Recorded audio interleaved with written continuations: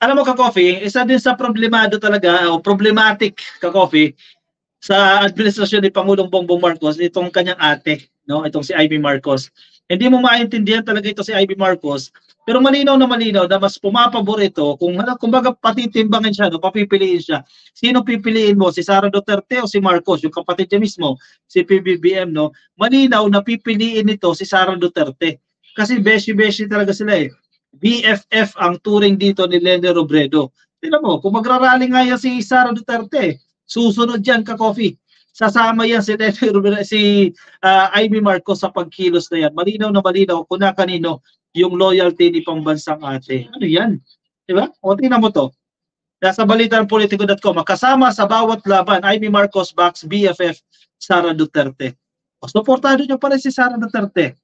No, yan, no? Very close si Sara Duterte at ang pambansang ate na si Amy Marcos. Kaya kung papansinin mo, di ba? Panay po na nito ni pambansang ate sa ginagawa ng kanyang kapatid eh. Ginagawa ni PBBM, panay po na siya eh. Kasi maka Duterte ito eh, ka-coffee. Mas tama ang ginagawa ng mga Duterte kaysa sa ginagawa ng kapatid niya. Di ba? Ang nangyari dito kay ate, kay pambansang ate. Senator Amy Marcos remains as the ride or die BFF of Vice President Sara Duterte. Ang masaklap dyan, baka hindi siya suportahan ng mga Davaoenyo pagdating ng halalan sa 2025. Baka ilaglag siya ng mga Davaoenyo kasi si Baste Duterte, di ba, nagsasalita na to against Amy Marcos. Yung problema dyan, kung ilaglag siya ng mga Davaoenyo, yari siya dyan. Baka hindi siya pumasok sa Magic 12. Isa yan sa major challenge ngayon ni Amy Marcos. The senator declared her unwavering support for Duterte after the latter announced her imminent exit from the cabinet of President Marcos Jr. Actually, itong si Amy Marcos, kung ibas ng ibas yung kanyang kapatid, feeling ko mas okay pa sa kanya yan. Okay lang sa kanya na ibas ng ibas yung presidente, si PBBM. Basta papabos sa mga Duterte. No? Kasi malinaw na malinaw kung na kanino yung loyalty eh. Kung sino yung suportado o sino suportahan nito ni Amy Marcos. Sa isa pong Instagram post, Marcos vowed to stand with the Vice President through thick and thin. Oh, kahit ano pang mangyari dyan, suportado ko si Vice Presidente. O paano yan? Kung manawagan si Vice Presidente na mag-resign na si PBBM, o paano kung magsali sa maisog rally yan? Magsalita si Vice President Sara Duterte na Marcos resign sa mga maisog rally. Ano yan? Suportado mo pa rin? And sa tingin ko, gagawin ni Amy Marcos yan. Kasi for thick or thin, ka-coffee, sa hirap po sa ginawa man yan. Suportado niya si Vice President Duterte. Paano na lang yung kapatid mo? Ano to, pinagkalulo mo na, pinabayaan mo na yung kapatid mo dyan. O, bakit mo ginagawa yan? Ako, nandoon pa rin ako sa paniniwala na ginagawa yan ni Amy Marcos para i-please makuha pa rin ang Duterte votes pagdating po ng 2025. Gusto niya pa rin, ka-coffee, makuha itong mga boto na posibleng ibigay ng kampo ng mga Duterte. Kasi naniniwala siya, powerful pa rin ang Duterte votes eh. Inamamangka siya sa dalawang ilog. Gusto niya makuha yung boto ng mga loyalista. At the same time, gusto niya makuha yung boto ng mga Duterte, ng mga GDS. Edi good luck ka-coffee, baka ilaglag siya parehas. Hindi siya iboto parehas ng dalawang magkabilang bangka na yan. Ang aking pagmamahal, pagtitiwala at paniniwala sa iyong kabutihan, husay at pakikipagkaibigan ay hindi kailanman magmamaliw. Oh, lalim ha. Hindi daw po mag-fade, hindi na mawawala ang kanyang pagmamahal, pagtitiwala at paniniwala sa iyong kabutihan. Ako ay iyong kasama sa bawat hakbang, bawat araw at bawat laban. Dahil iisa lamang ang nais natin, magwagi at magtagumpay ang mahal nating Pilipinas. So kung pumili ng laban si Sara Duterte na ibagsak ang administrasyon o pag-resign din si PBBM, join si Amy Marcos dyan. Kasi sure siya dyan, bawat araw at bawat laban. Duterte tendered her resignation as education chief during a meeting with the president on Wednesday. Her departure from the Marcos cabinet is widely seen as a breakup of the once formidable unity alliance with Marcos during the last election. Actually, yun talaga yung naging validation dyan, ka-coffee. Yun talaga naging confirmation na wala na talaga ang unity team. Na wasak na. Kumbaga, endo na. Friendship over na. Wala na yung unity team na yan. Nung simulang mag-resign na itong si Inday Sara Duterte bilang vice chairperson ng NTFL Cup at ganoon din po ng as the Secretary of the Department of Education. Rodolfo Lucero, Professor Antonio Contreras qualified sa DepEd or Carl Balita? Ayan, Carl Balita, medyo ingay-ingay din ang pangalan nitong coffee ha. Magtatago na sila sa Davao. Sino yan? Dory Mamawag, no? Kay Wilfredo Sablay, watching from Montreal, dyan po sa Canada. Iyak na ang mga bangag, sabi ni Fanny Bonsai Tria. I don't agree. Naiyak ang mga bangag. Si Manang Amy ay tulad ng kwentong sina Cain at si Abel. Ipinagkanuno niya ang kapatid niya. Siguro kung malakas pa si Madam Imelda, hindi niya hahayaan maging ganyan si Amy, sabi ni Doc Rosemary. Ako, sa tingin ko naman, di hamak na mas mahal naman po ni dating First Lady Imelda Marcos, si PBBM, as compared dito kay Ivy Marcos. Malinaw naman yan, ka-coffee. Ramal Ariel, wag gawing politika ang DepEd, kawawan ang sektor ng edukasyon pag ginawa yan. Agree ako sa iyo ha, Ramal Ariel. Kagabi, sa ating live stream, yan din po yung pinupunto natin. Sana wag politiko yung ilagay dyan sa DepEd. Sana educator yung ilagay dyan. Magkaiba kasi yan eh. May mga politiko na educator, pero meron kasi mga educator na hindi politicians, di ba? Kasi pag nagamit sa politika, wala, kawawa tayo dyan. Josephine Valencia, kapit tuko si Amy Marcos sa mga DDS, pero pagdating ng botohan, hindi rin siya iboboto ng mga DDS na mga traidor. Josephine Valencia. Totoo yan, ma'am. Agree ako dyan. Ilaglag siya dyan pagdating ng eleksyon. So baka yung inaasahan niyang Duterte votes, hindi siya makinabang dyan. Kakapuri niya sa mga Duterte. Baka ilaglag din siya. Kasi si Basti Duterte nga eh. Pinagsabihan siya na ginagamit lang ang pangalan nila dyan eh. O, paano kung mag-campaign niya against Amy Marcos? Laglag siya dyan. Nilda Galvez, hello sa inyo. Kay Jay Ahoy, Sara Dugas ha, uwi ka Davao, uy, doon ka na babagay, mandurugas. Traitor yan si Amy, babalinang yan. Di kapatid yan ni BBM at Irene Marcos, isabit sa puno ang baba ni babalina, sabi ng isang Chinese character. Grabe. Laurie Mamawag, sana Antonio Contreras. I don't think si Antonio Contreras, si Professor. No? Tama ka ka-coffee. Pupulutin sa kangkungan niya si Amy. Di ang susuporta ng mga taga Davao at ayaw na din sa kanya ng maraming loyalista. Kasi aiming siya na makuha niya yung boto ng both sides, sa iba uwi siya sa wala. Wala siya makuha ng isang boto dyan. Diba? Maria Salvador, no, bangag, kaya marami na naman ang mga drug lord at drug addict. Paano presidente? Bangag addict daw, sabi ni Maria Salvador. Hindi eh. Andyan sa Davao. Tingnan mo, mga empleyado mismo ng LGU, mga empleyado mismo ng Office of the City Mayor dyan sa Davao, nag-positive, Maria Salvador. O, hindi mo ba nabalitaan yan? 37 sila. Nagkaroon ng random test dyan sa LGU ng Davao. 37. Sabay-sabay nag-positive sa illegal drugs. Diba? Sa Davao yan, sa mismong City Hall nila yan. O, ano problema? Si PBBM ba problema? Hindi ba ang Davao? Good evening ka-coffee. Kay Jing Florento, happy viewing sa inyo.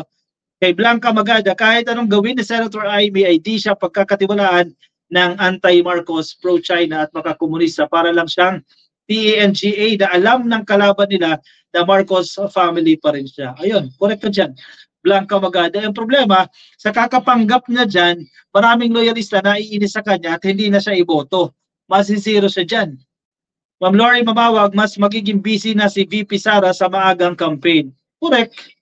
Isa naman sa dahilan niya ka-coffee, bakit naman umalis yan dyan sa DepEd? Kasi mas makapag-focus na sila sa kanilang kampanya.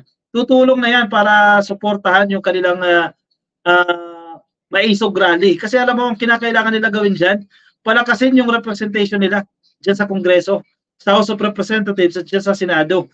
Ibig sabihin, kailangan makapagpanalo sila ng mga pro-Sara Duterte sa House of Representatives at dyan sa Senate para kahit pa paano lumakas-lakas sila dyan. And ano yan nila? Preparation nila yan para sa 2028. O tingnan mo kung anong nangyari dyan kay Kibuloy, di ba? Kaya nagaganyan si Kibuloy dahil lugi sila sa Senado eh. Kakaunti yung mga kakampi nila dyan sa Senado. Pero kung malakas sila dyan, hindi mangyayari yan. Imbestigahan sila dyan sa mga Senate hearing, hindi nilulusot yung mga yan kung marami sila dyan. Kaya yan ang paplanuhin nila siya eh. maparami yung bilang nila dyan sa Senado at sa House of Representatives. Kaya todo kayo dyan mga yan. As early as now, nag-iikot na nga di ba? Nangangampanya na yan, naglilibot-libot na sila. Pero tinatago nila kunyari sa Maisog Rally. Tira mo, nangangampanya sila at the expense of throwing negative remarks o mga bintang akusasyon sa administrasyon. Yan, kampanya na nila yan, ka-coffee. Maagang pangangampanya nila yan. Joel G. Yehey, Lene Robredo sa DepEd ni BBM. Lori Mamawag, sinong bangag na sinasabi mo mga Duterte ba? Sabi ni Lori Mamawag. Ay, correct, doon sa nagkomento, no? Ma'am Lita de la Cruz, good evening ka-coffee and to all viewers. Pati ako, dismayado na din ako kay Senator Amy. O, halimbawa yan, si Ma'am Lita. O, isa sa mga supporters ng mga Marcoses, no? Loyalista. O ba kasi Amy Marcos, hindi na rin iboto pagdating ng 2025 dahil tatakbo ito sa pagka-senador. Yung una, napapabalita, natatakbo siyang mayor ng Maynila, senador yan, nag-iikot, iba't ibang lugar. Kung Maynila ka, hindi ka lang mag-ikot-ikot sa Maynila. No? Bakit sa iba't ibang probinsya, nag-iikot ka? Malinaw naman yan, natatakbo yan sa pagka-senador. Ay, Pinay ako, di ako Chinese. Dito may nakatira sa Japan. Japanese po yan. Pasensya na. Kala ko Chinese character. Paglilinaw, yan po yung Japanese character. Ayan, magandang gabi po sa inyo. Diyan po sa Japan. Konbanwa, tama ba? Ronilo Murada, kapag si VP Leni ang naging Deputy Secretary na yan, yung tinatawag na unit team, iiyak ang mga DDS. Ha ha ha ha. Correct yan. Ronilo Murada, if ever na mangyari yan, lalong magagalit sila sa administrasyon ni PBBM kasi lalabas na binibigyan pa ng value ni PBBM ang mga dilaw o mga kakamping. Nako, iikot ang tumbong ng mga yan once na ma-appoint si Lene Robredo sa gabinete ni PBBM. No? Pangit na advertise ni IB, kakautak talangka. Sabi ni Joel de Joey. Renan Dawson, Otto Amy, Ma'am Cecilia Peña, alam na ng taong bayan kung ano ang motibo nila, kaya wag sila magpapakampante na iboto sila ng taong bayan, lalo na ng mga loyalista. Agree ako dyan, ha? Arnel Yere, dapat si First Lady Liza Marcos ang ilagay sa DepEd. Ako, hindi mangyayari ang ka-coffee. Hindi ilalagay ni PBBM ang kanyang asawa sa kahit na anong cabinet position, no, let's say Department of Education. Dahil alam niya na lalo na silang ibabash or kung ano naman mga maiisip, mga tamang hinala, hindi niya gagawin yan. Hindi naman ganyan kasakim sa kapangyarihan itong si PBBM. Tama ka, mga Duterte ang mga bangag, sabi ni Alberto Bernales. Elsa Cruz, no to Leni, for Secretary of DepEd or Department of Education, mahina si Leni, dapat yung magaling sa school. O sige, mag-present kayo dyan ka-coffee, mag-recommend kayo, malay mo, di ba? At least kahit pa paano, mahulaan natin, no? Or hindi natin alam, mapaingay yung pangalan niya at siya ang humawak ng kagawaran ng edukasyon. The entrepreneur, si Francis Castro. Si Franz Castro na lang ka-coffee, haha. Mas lalong hindi yan. Never ka-coffee. Never si Franz Castro under this administration. Kasi siyempre, cabinet position yan eh. Di ba? And manggulo lang yan sa cabinet meeting. Never ka-coffee. Hindi mangyayari yan. Pinoy, pag si Len naging Deputy Secretary, mababawasan isla sa Pinas. Ayun, nabawasan na ka-coffee. Senator Win for DepEd kay Paeng Chu, I don't think so. Si Harry Pogo na lang sa DepEd. Nako, yari tayo dyan. Maya in UK, Clarita Carlos daw. Clarita Carlos Matalino. Hindi ko alam kung willing pang ma-stress si Clarita Carlos, si Professor Clarita Carlos, no? Yung nagsasabi na mahina si Lene, shout out sa kanya. Bobo siya, sabi ni Noel Rivera. Oy, cambio. Gloria Barintos Datuoy, watching from Tokyo. Kay Mother Tess, good evening po sa inyo. Kay Justify 500, panahon na para gawin ang tama para sa taong bayan. Si Lene ang dapat ilagay sa DepEd. God bless you, ka-coffee. So ang akin dyan, antay tayo, ka-coffee.